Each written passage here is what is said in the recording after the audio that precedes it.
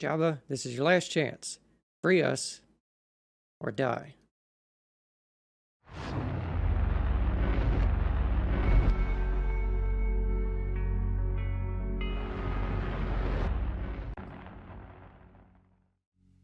Hello, my name is Trydar, and today I'm going to be showing you how to make a Sarlacc pit in Minecraft.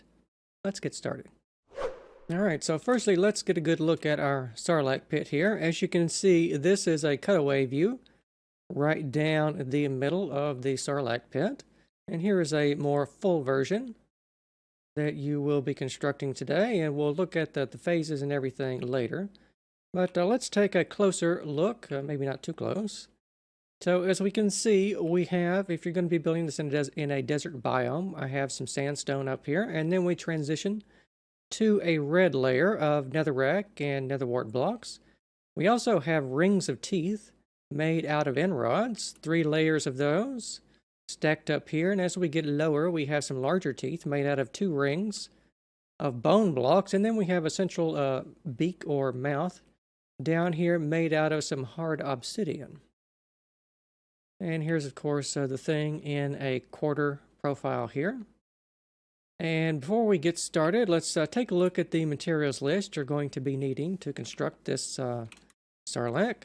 So you will be needing 764 sandstone blocks, 125 obsidian, 1,260 blocks of netherrack, 68 end rods for the teeth, 830 netherwart blocks, and 78 bone blocks for more teeth. So it's not a very big build in terms of materials or things. But I think the first thing you're going to want to do for this building is to construct, you probably need to dig out a hole in whichever desert you want to construct this in. Say it's somewhat close to your friend's base and you want to make a trap for him. You could use this for that. So this build is 19 by 19 by 25 blocks tall. Now, in terms of a circle, I will trace out the outer edge of this. So if you want to start here and go for, 5 blocks in total, then 3, then 3 horizontal this way, 2, and then 3 this way, and then 5 again, and 3, 2, 3, and then 5, and that just continues all the way around until you make that circle here. And I suggest that you just dig out an entire hole and fill in all this here. You should excavate all that out after you marked out the outer ring, and in it you can put this here. So before I start with the phases, let me tell you a bit about how this is constructed. So if you construct the outer ring, and all this is air gaps, air blocks, you can build on the sides here. You want to build out however much to fit with your desert. This pattern of sandstone blocks here, and then you want to transition to netherwart and netherrack, or if you prefer, you could use some red wool or just whatever red block you prefer to use, and then continue that pattern in sort of random blocks all the way down to the bottom here. All right, and after you have done that, the next step is we want to come behind that and fill in some more material. We'll take a look at those at the end. But as you can see on the side here, we have our layer here. This is all 1 block thick. But starting at the bottom here, you want to make sort of a 3 block thick layer for most of the blocks. For some, you can go up to 4. You can see it's just sort of a random pattern. This is a bit of an organic shape, so you don't have to have the blocks in exactly the same way as I do. But after that, we want to sort of leave a 2 block gap around here. That's 5 blocks up in total of air. And then we want to make sort of a ring around the thing of these materials here, sort of like this, but we want to have it maybe like that there. And I have done this, and every other block I have gone around and made another little ring of those, and that's what we're going to be attaching the teeth to, by the way. So you want to make a couple of ridges like that down the throat of your Sarlacc here, or I suppose it's the mouth. and we will eventually be putting in the bone blocks and the teeth and everything. But I'm just showing you this as a quick profile. We will talk about this slower and more in depth right now as we start with the traditional phases that I like to use. So I have taken the entire Sarlacc and I have sliced it up. And from the bottom, we will be building the bottom layer here. And then we will be sort of 3D printing the Sarlacc from the bottom up in increments of 2 blocks. So every slice I show you is going to be 2 blocks taller than the previous slice. Now I'll go ahead and say, if this method, if you can't follow it from the video, the download is available for this world in the video description, so you can come here and take a look at all of this for yourself, or if you just want to take a schematic for Lightmatic or whatever, you can get that from there if the video instruction is insufficient. All right, so here is the Sarlacc from the top down. I have made the beak at the bottom out of obsidian because I assume perhaps somewhere down here you want to put maybe a block of TNT and a pressure plate to sort of make a trap that way. So that's why that's obsidian. But if you want to as well, you could fill in the bottom of the mouth with maybe some magma blocks or some lava or just whatever trap you want to put down there. Perhaps some poison potions. I will leave that up to you. But as I've said, as we traced out the circle of the mouth here with the 5, the 3, the 2, the 3 again, and another 5, like so, all the way around, you want to fill that in with just sort of a random pattern of netherrack and netherwart blocks, or whichever red blocks you prefer to use, like that there. The pattern isn't really important, it's just a random pattern. And after that, as I said, we want to come back and fill in sort of the bottom of the mouth, and we want to be building out the bottom of the beak for the mouth like this here. I'll mark out the obsidian so you can see that here. All the red wool there, that's the obsidian. You want to make that 2 blocks tall. So you can have a little cup down here to catch your friend in.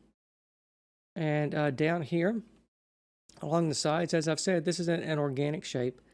So you want to just make a rough approximation of filling in your circle down here at the bottom with random amounts of netherwart and netherrack blocks, like so. And going up 2 additional blocks. Once we have done the bottom layers and sort of filled it in, we want to come around and build little projections, sort of like a little tentacles down here at the bottom. Like so. It's kind of a tight fit. I don't know if it's going to be the easiest to see, so let's back out a little bit here. Now we'll give you closer views of that.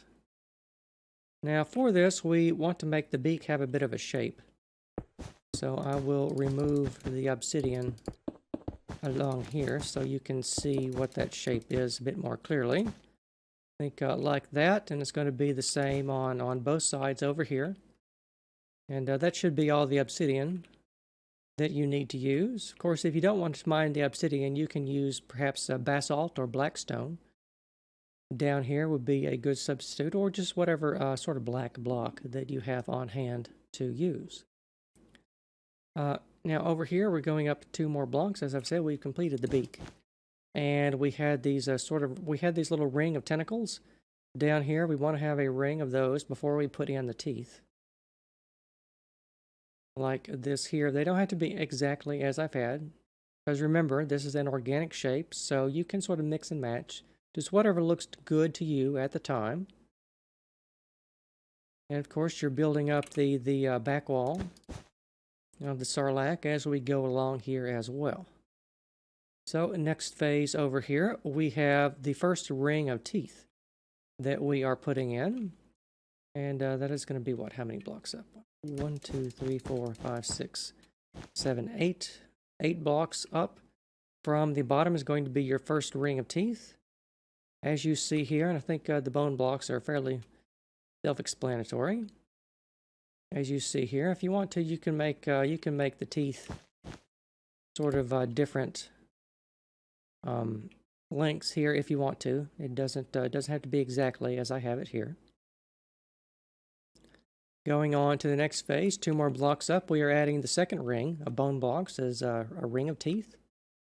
All the way around our Sarlacc here. We want to have these teeth be set back just a little bit more, perhaps 1 block, than the teeth that we had below here.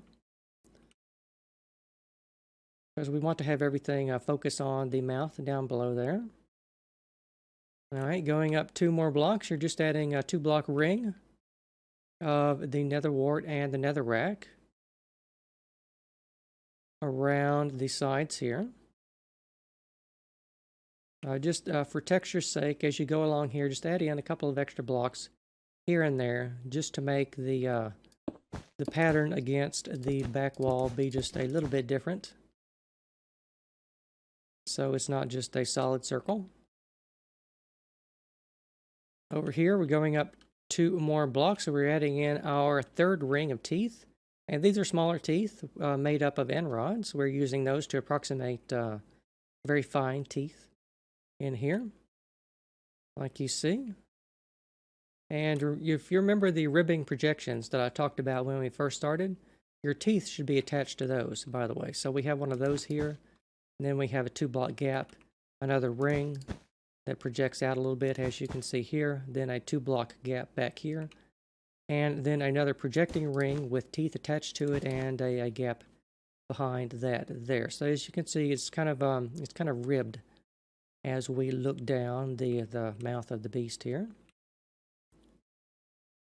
On this side, you are building yet another ring of end rods with the teeth here, according to the same pattern. You want to have a projecting ring out here from the wall that you're building back there. And quickly over to this face here, you can see that we are building a 3rd ring of end rod teeth according to the same patterns that we did previously on the other side over there. So again, don't worry about the exact placement and spacing of your teeth. Just in general, when you are placing these, leave a block of gap between those, except maybe at the corners here, to get those correct.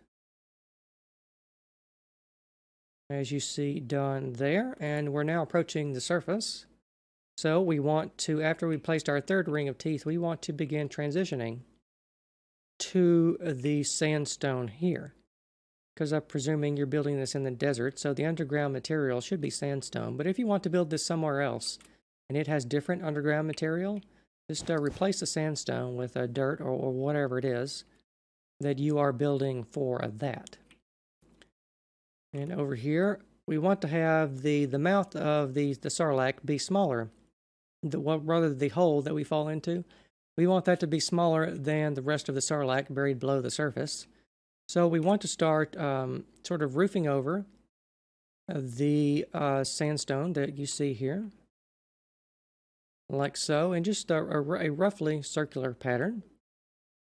And on here at the end, once you have done that, your mouth hole should be somewhat smaller than the Sarlacc down below here, as you see done here, like so. And if you want to make your mouth entrance just a little bit smaller than that, feel free to do so and modify the Sarlacc in whichever way you please. Now, but once you have done that, your Sarlacc pit that you can toss unruly Jedi into should be complete. So I hope you have enjoyed the Sarlacc pit tutorial. It's just a little fun thing I made that I wanted to show to you in case you wanted to build a fun trap for your friends or something on your server or whichever world you're building in. And, oh, we're dead. So I'd like to thank you very much for watching, and I may or may not see you next time.